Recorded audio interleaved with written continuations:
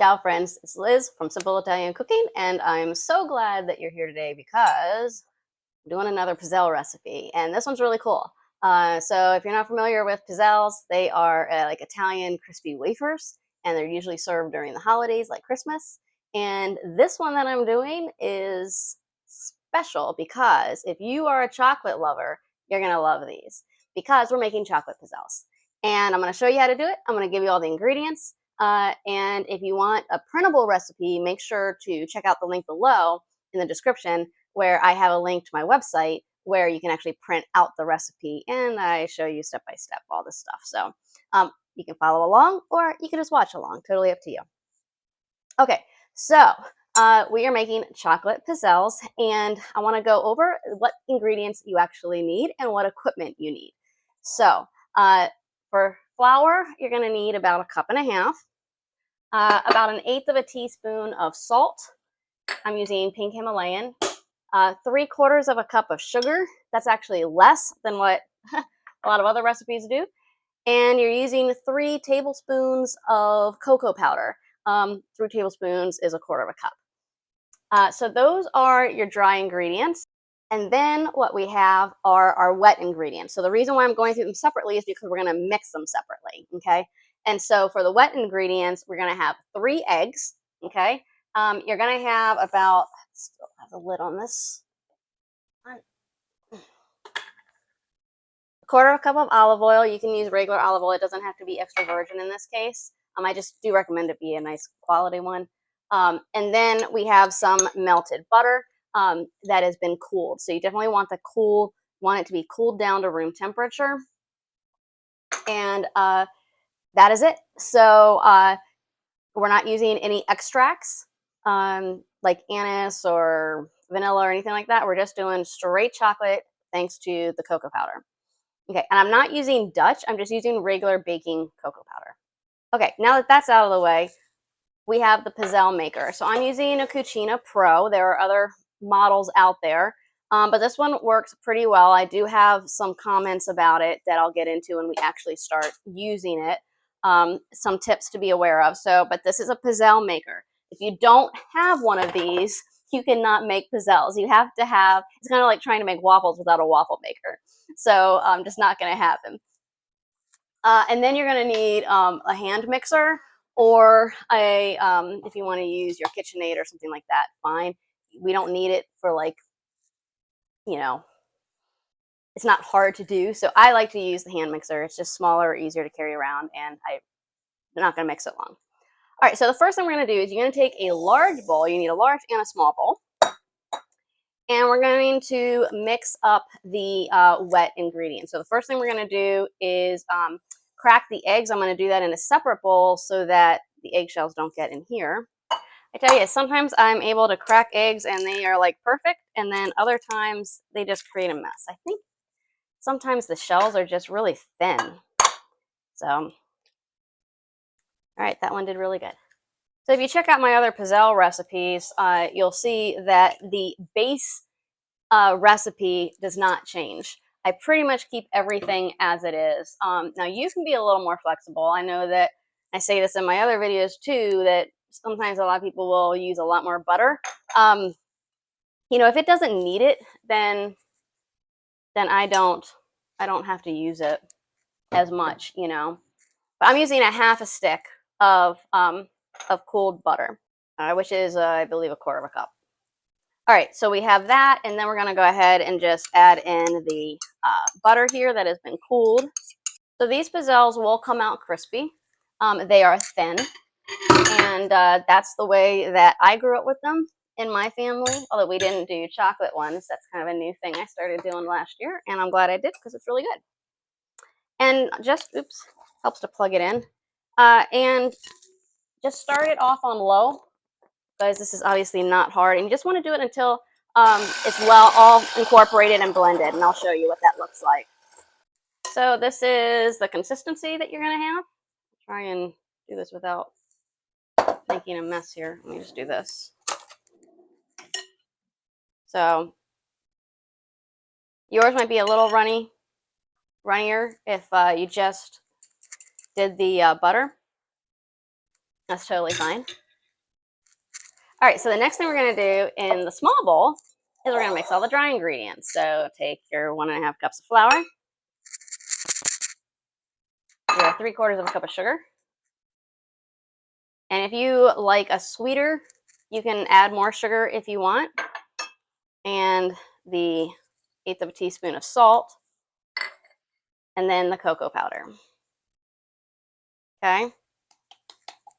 Now, if you want to use Dutch process, you can do that. I think it might be a little more bitter, but if you want that dark chocolate flavor, that would be really good too. Like, I'm not picky about that.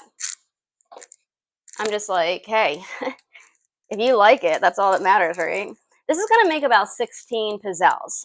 These are 5-inch pizzelles with my pizzelle maker. You can use a pizzelle maker that has 3 smaller ones that are like 3 inches.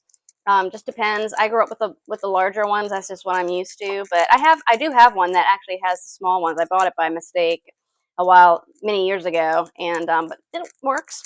It's nice. And I'm just using a whisk to mix this in. I want to make sure that it's very even. That the chocolate in there is nice and throughout. And if you want to add more chocolate, add more chocolate. I don't want it overpowering. And you can actually still dip this in confectioner's sugar like I do with my regular pizzelles. Or you can just leave them plain and not dip them in the confectioner's sugar. So that's totally up to you. If you really want to make them chocolatey, you can even take some of like that food chocolate, the stuff that hardens like for fruit, and dip it in there and then let it harden, and that's really good too. So okay, so I'm gonna go ahead and just add a little bit at a time and then mix it. And what we're looking for is a kind of a thick cookie batter. It's not gonna be runny.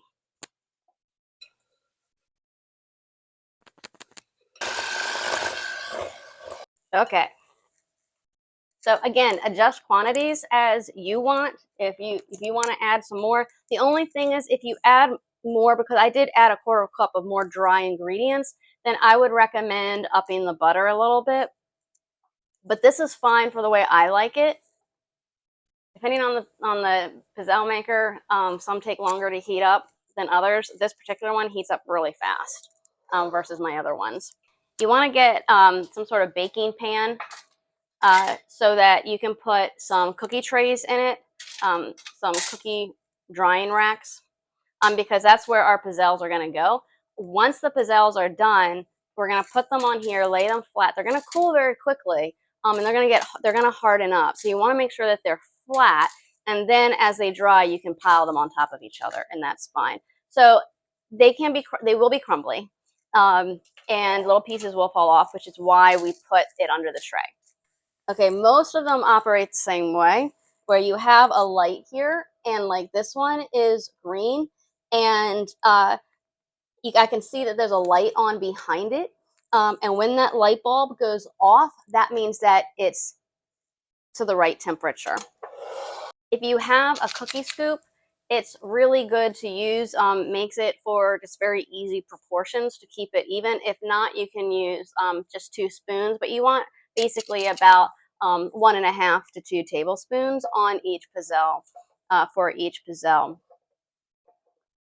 Okay, so that's really, really hot. So just so that you can see here. And you can see the patterns are very classic patterns. So you have like the grain flour and the wheat here. You have the wheat pattern, and then on the other side will be this weave, and that represents the baskets. So it's pretty cool. Now, try and put it as center as you can. That way when you press them, it will spread evenly. And you press it down, and it just kind of locks here with this latch. And the light will go on, and then when it's done, it will turn off, and that's when you know. So it just clicked in, so it tells me, okay, it's heating up now. Now, I want to tell you, I've used a number of pizzelle makers, and they're all a little different in terms of the timing. So this particular one, Cucina Pro, in their manual, it says to do it for 1.5 to 2 minutes. When I make them, they heat up really fast. So I don't know if it's just the ingredients that I'm using, because they use a lot more butter in the recipe that comes with the package here. But I do it about 1 minute and 40 seconds. You really have to keep an eye on it because they can brown and burn very quickly. And it's hard to tell with the chocolate because it's already brown. So I would just use a timer like on your phone or with your watch is fine too. But just keep an eye on that. And it's okay if you have to check it like this. Like I'm checking it, I can just put it right back down. So you're not going to hurt anything if you do that, except it'll cool it off a little bit. Okay, so this looks good. And it told me that it was ready, so I was surprised. So these actually look perfect. So you can see I am laying them nice and flat on the tray, on the cookie rack.